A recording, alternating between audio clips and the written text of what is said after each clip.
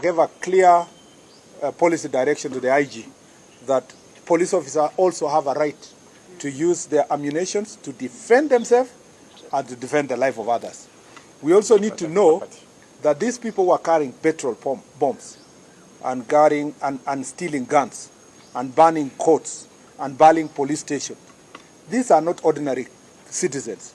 So IPOA should call them out, because the people who are mobilized to come to burn a police station, steal a gun, burn guns, cannot be equated to peaceful protesters. You cannot therefore say there was a disappropriate use of force, because you have not measured the force of the petrol that was used to burn Kikuyu police station, for example, or Olkalau police station, for you to know.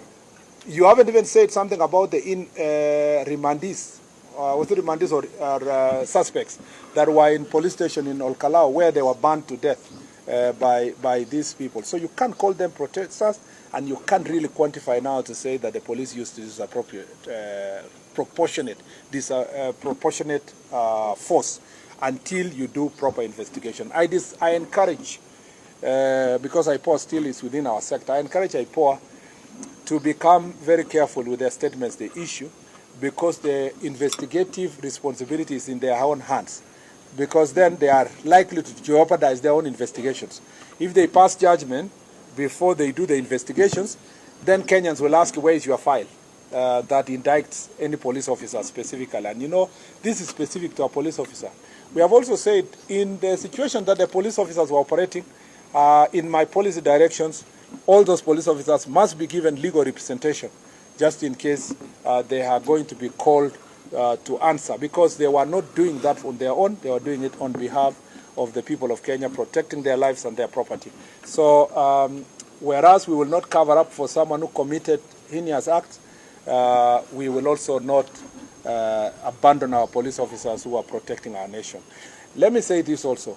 It is very interesting that everybody who is complaining about everyone who died, everyone is saying, my child was in the shop, they were buying scratch card, they were doing this, they were doing. So I'm asking myself, these people who banned police stations, people who banned shops, they banned the court, who are these people and where are they?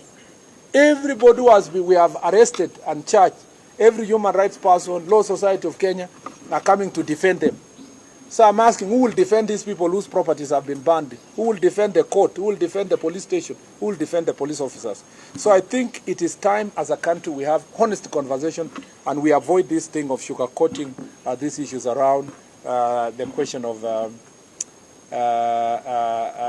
accountability on the part of police only, without accountability on the part of the criminals.